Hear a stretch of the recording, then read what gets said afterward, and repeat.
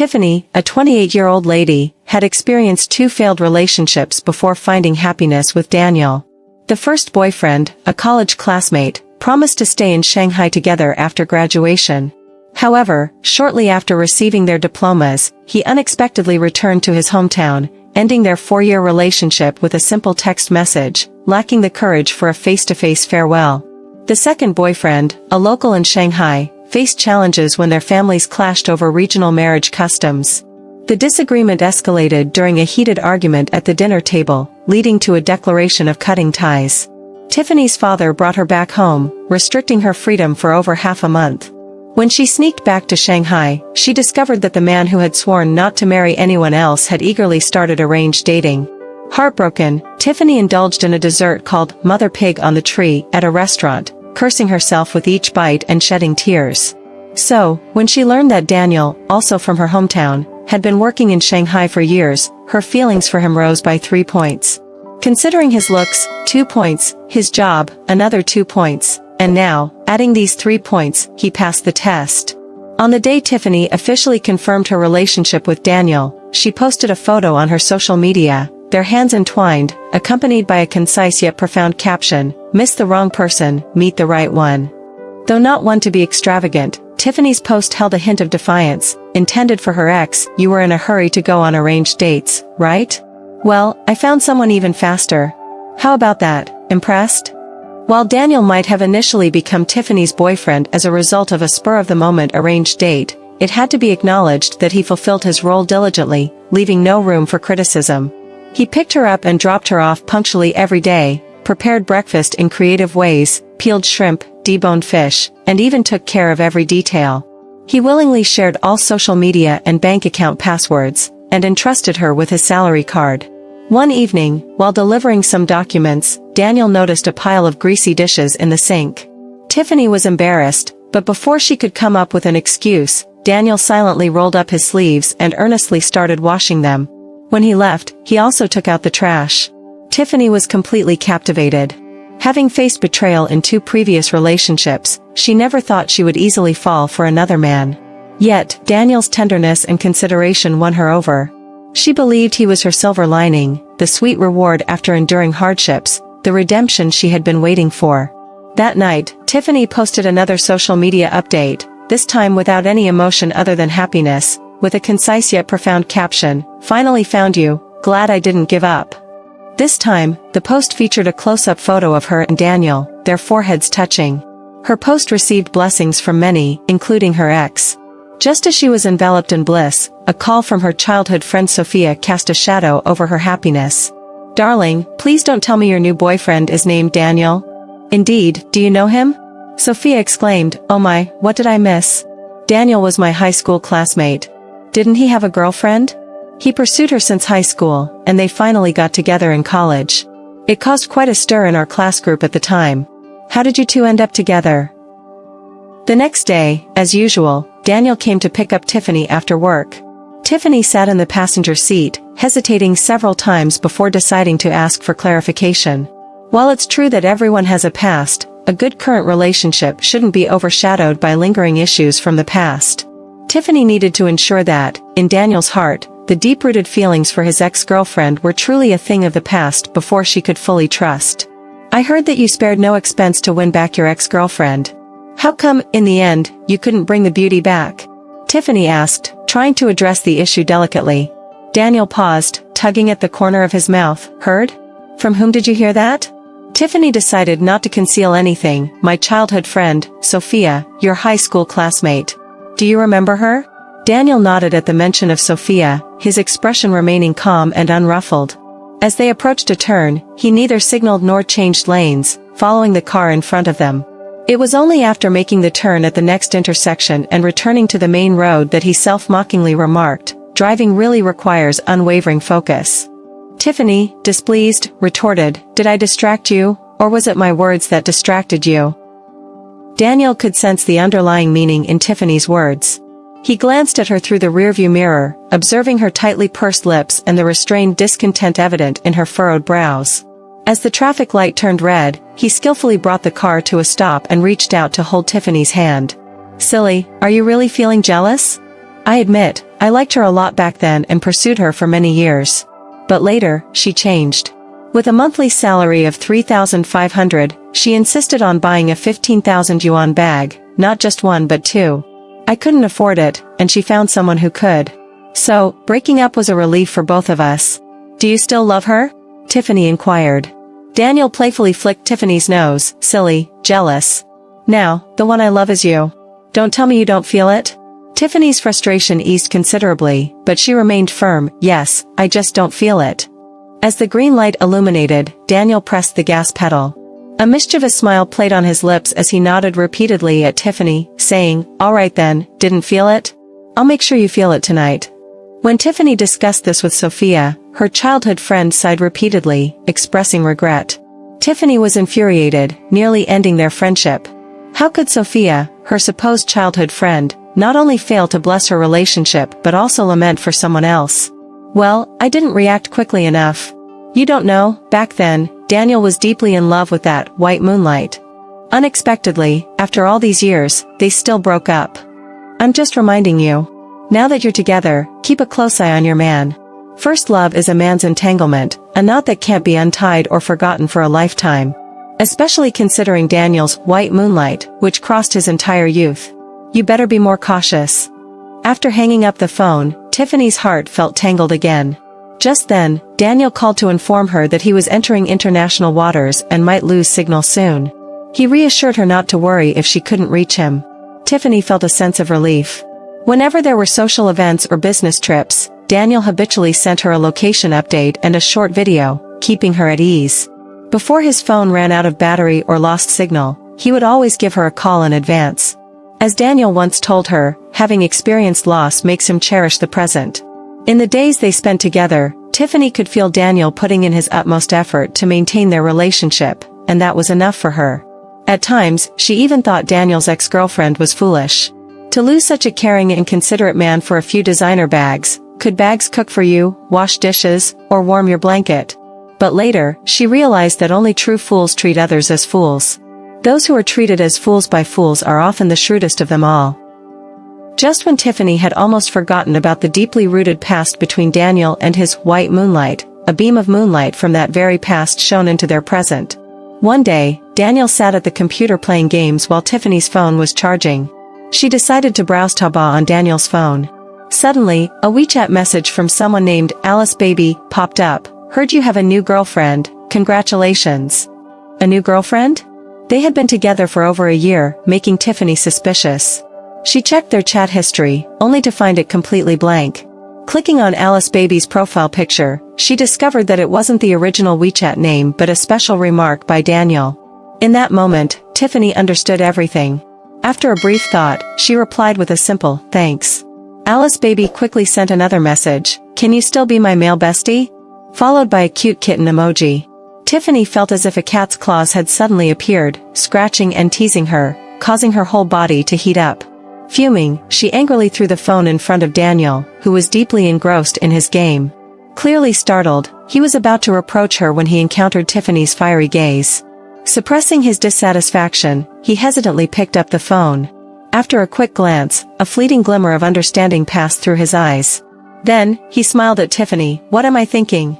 It's just an old joke from before I met you. As you can see, we haven't been in contact for a long time, and she only found out about us now. Delete her. Tiffany wasn't usually so petty, but the fact that he had specifically noted Alice Baby as a remark for her bothered her. They had been together for over a year, and he still used her full name, Tiffany. It wasn't that he lacked a sense of humor or romantic gestures, he just gave those to someone else. Daniel tried to say something to defend himself, but seeing Tiffany's displeased expression, he sighed helplessly and, in the end, deleted Alice Baby's WeChat in front of her. From then on, Tiffany became like a startled bird. Whenever she saw Daniel constantly texting, she would intentionally or unintentionally find a chance to sneak a glance. Before, she would only play with Daniel's phone when her own battery died. Now, she occasionally sought opportunities to thoroughly inspect Daniel's phone. After attempting several searches for chat records using keywords like good night, miss you, or baby, and finding no traces, she finally let go of her guarded feelings. It seemed that she had indeed overthought things. However, Tiffany didn't anticipate that, while turning Daniel's WeChat, messages, and call records upside down, she overlooked Alipay, where they were engaging in active conversations. On that day, after handling her parents' insurance premium at her aunt's insurance company, Tiffany headed straight to Daniel's office. Daniel ran a small travel agency, and Tiffany's aunt entrusted him with all the company's business after Tiffany and Daniel got together. Throughout the journey, Tiffany was excited. Her aunt mentioned that their company would be sending 300 valued customers to Phuket, Thailand, for their annual anniversary celebration. If everything went well, this business, combined with Tiffany's year-end bonus and their savings, should be enough for the down payment on a small 2-bedroom apartment. With this plan, they could buy a house by the end of the year and perhaps even set a wedding date. After the new year, Tiffany would turn 30, entering a new stage of life, marked by resolving a significant aspect of it. Thinking about it, Tiffany felt everything was progressing in a positive direction, with a promising future ahead. When she pushed open the door to Daniel's office, he was engrossed in his phone, fingers swiftly dancing across the screen. He wore a delighted smile, and Tiffany walked up to him unnoticed. When he finally noticed her, Tiffany had already read through all the current chat records on the screen. The conversation wasn't in WeChat but in Alipay, and the recipient was no longer Alice Baby but someone with an English name. The content of the conversation wasn't overly affectionate, just casual greetings and trivial matters. However, Tiffany knew, this person was Daniel's ex, Alice, the one he had dreamt of for years. Sure, Daniel, you deleted her on WeChat, but you're continuing on Alipay, right? Daniel panicked. Trust me, there's nothing between us. It's just that when you suddenly made me delete her on WeChat, she asked me through Alipay if you were angry. I just explained it to her. Tiffany was furious. Who is she to you? Do you need to explain anything to her? Regardless, we were friends once. I thought it's better to clear things up, rather than silently deleting her, which could be considered impolite. The more Tiffany heard, the angrier she became. She turned and left, slamming the door loudly. However, what seemed like a smoky war was reconciled into peace that very night. Tiffany sat on the sofa, sulking, and Daniel approached with 11 yellow roses, playfully rubbing against her legs like a submissive puppy. He even took out a Tiffany smile necklace, trying to please her. Darling, just give me a smile, like this necklace. I love seeing you smile. After saying that, he even made a funny face at Tiffany, who stubbornly ignored him. Sighing, Daniel sat beside her, embraced her with one arm, and opened his phone's photo album with the other. Look, these are the real estate projects I've been checking out. I've been planning our future. Why would I do anything to hurt you? Alice and I are truly in the past. I have no lingering feelings for her. Can you believe me? Well, then promise me not to have any contact with her again. I've already clarified things with her this afternoon and deleted her from Alipay. Check if you don't believe me. Since taking over her aunt's company business, Daniel had been extremely busy, even planning to visit Phuket for site inspections during the National Day holiday. With nothing much to do, Tiffany decided to hold the fort at Daniel's company. Coincidentally, a colleague visited that day. During casual conversation, the colleague said, "By the way, sister-in-law, when Daniel returns, can you help me convey a message? Can we start handling the payments through the company account? Our new finance personnel are quite strict, and it's hard to negotiate." Tiffany nodded repeatedly, not giving it much thought. Unexpectedly, the colleague continued, "If that's not possible, using Daniel's personal account is fine too. Or even using your personal account, sister-in-law, in case there are complications with the finance department." Tiffany's heart sank, but she maintained a calm demeanor, seeing off the colleague. Internally, however, turmoil engulfed her, causing her heart to race. Her personal account had never received any payments. That night, Tiffany couldn't sleep, recalling how she hesitated several times during the day to visit the finance department and request the company's financial statements. She was torn between fearing that the accountant wouldn't provide them and the dread of confirming her suspicions. What if it wasn't just her imagination, but a painful reality? Where would she go from there? After a sleepless night of contemplation, Tiffany decided that regardless of the outcome, she wanted to know. She didn't want to live in uncertainty. She retrieved the business card given by the colleague and made a call. "Hello, Shaoli, I'm Daniel's fiancé. Yesterday, I told Daniel about what you mentioned. He's currently overseas and inconvenient to talk, so he asked me to convey that you should send the receipts of the transfers made to the personal account last month. I'll have our finance department record them for future reference. From now on, all transactions will go through the company account." Shortly after, the colleague sent several receipts totaling nearly 100,000. As expected, all payments were made to Alice. Tiffany, who knew every detail of his savings, salary card, and bank statements, once naively believed that no matter what, he would return home obediently every night. She thought his money was securely in her hands, and even if he occasionally spoke with an old love, it wasn't necessary to break up over it. But now she understood. She made him delete her on WeChat, and he found a way to contact her through Alipay. She controlled his money, yet he managed to secretly send it to her in this manner. For her sake, he could be this meticulous and thoughtful. 6 days later, Daniel returned, bringing her an LV scarf. Tiffany forced a smile and accepted it. However, while helping him pack his luggage, she discovered another identical scarf in the suitcase. Recalling similar instances with 2 identical bottles of perfume and 2 sets of the same lipstick, she questioned him. He explained that he didn't understand these things and grabbed an extra set because they looked good. At that time, Tiffany playfully scolded him as a stereotypical straight man, asking when he would need these items. Daniel smiled, saying he could use the spare set for a future gift to a client. Tiffany sneered inwardly but pretended nothing was wrong as she asked, "You eternal straight man, buying 2 identical sets of cosmetics is one thing, but 2 identical scarves for me? Can't you choose a different color for me?" Daniel took the other scarf from her hands. "Oh, this one is for a client. I'll give it to her another day." Tiffany nodded, not exposing him. She turned away to continue packing his luggage, but tears finally fell, and she couldn't hold back her emotions. In the evening, as they lay side by side in bed, Daniel was drifting off to sleep when Tiffany suddenly said, "By the way, when you weren't around, a colleague came and asked if they could use the company account for future transactions." One sentence jolted Daniel awake, and even in the darkness, Tiffany could sense a hint of panic in his eyes.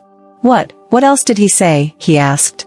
Tiffany pretended to be nonchalant, saying, "Nothing much." "Anything else?" "No, nothing. I accepted on your behalf."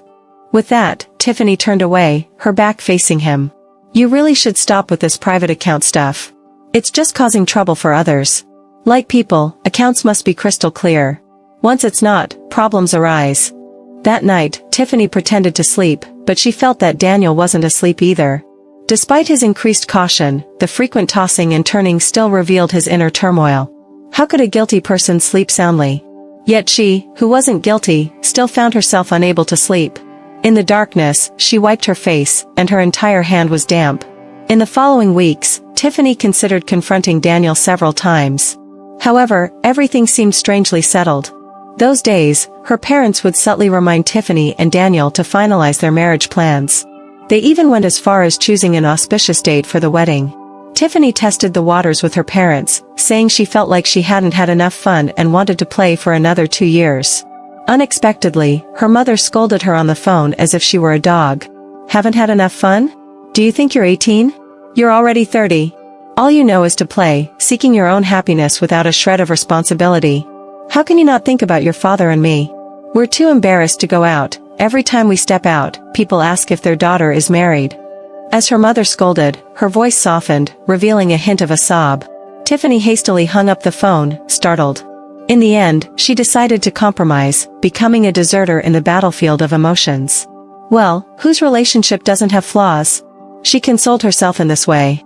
During dinner, Tiffany informed Daniel of the auspicious wedding date her parents had chosen. Daniel paused for a moment, nodded, and made no further comment.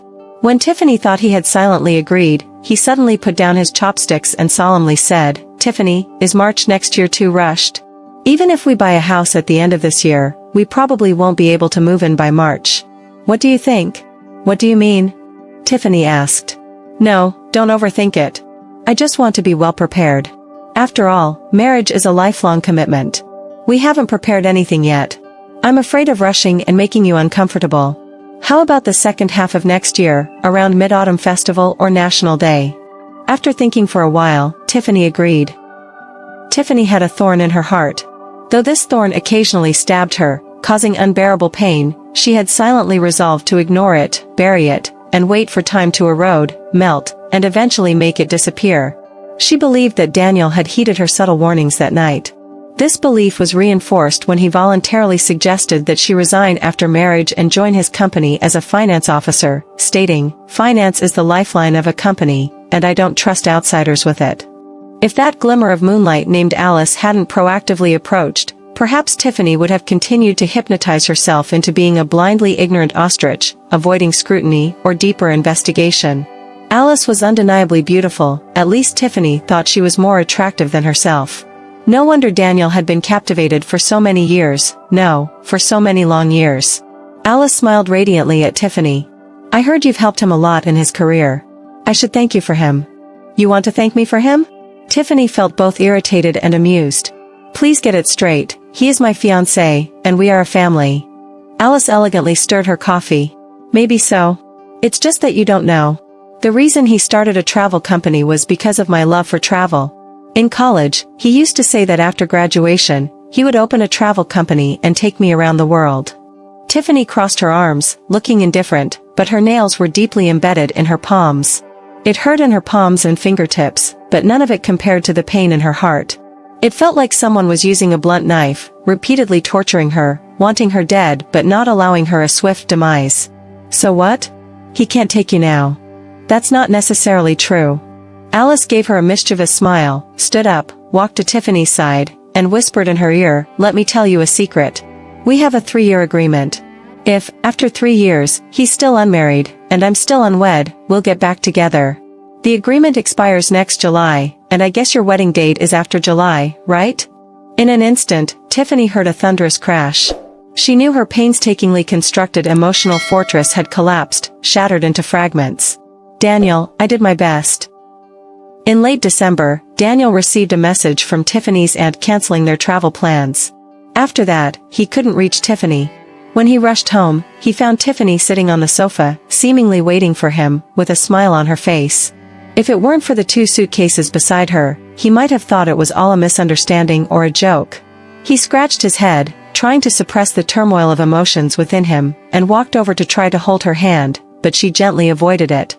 Tiffany, listen, don't play around, don't joke with me. You know, because of the business your aunt introduced, I haven't even collected the deposit. You have my bank statements, you saw that I've already paid the deposit for the flights and hotels. I'm flying next week, and I won't be able to recover that money. Tiffany continued to smile. She knew that he wouldn't be able to get that money back, otherwise, she wouldn't have asked her aunt to cancel the trip today. She also knew the amount wasn't much, just under 600,000, but enough to leave him with nothing overnight. He would have to start from scratch, and for a while, he probably wouldn't be able to take his white moonlight on a world tour. Or maybe, he wouldn't remember their 3-year agreement. Tiffany, tell your aunt that if they breach the contract, I can sue them. We're all relatives, let's not make it ugly in the end. Sue. With what? Tiffany laughed even more, forgot, didn't you? There's no official seal on the contract. Daniel slumped to the ground. He remembered that day when Tiffany accompanied him to sign the contract. She brought the seal, but it was the wrong one. They only realized it was the travel seal at the signing. Since they were family, Daniel didn't pay much attention, thinking they could fix it whenever they had time. Later, he got busy with the travel arrangements, sparing rare moments dealing with the 2 women in his life. When he finally remembered, Tiffany told him she had delivered the corrected document, and he didn't think much of it. Suddenly, Daniel stood up. Tiffany, you plotted against me. Yes, I did. Tiffany stood up too, sharp eyes piercing him. But didn't you plot against me? I caught you communicating on Alipay. If your aunt hadn't called mentioning this business, would you have apologized with yellow roses and given me a necklace as reconciliation? Daniel panicked, oscillating like someone with split personalities. Yet, with a sincere face, he begged her, yes, I would. Tiffany, believe me, I love you. I will marry you. Tiffany coldly sneered, really? When? After your 3-year agreement with her is fulfilled? With that, Tiffany left without looking back, slamming the door loudly. However, unlike the last time she created such a commotion hoping to be retained, this time, it was to tell him, Daniel, you're finished.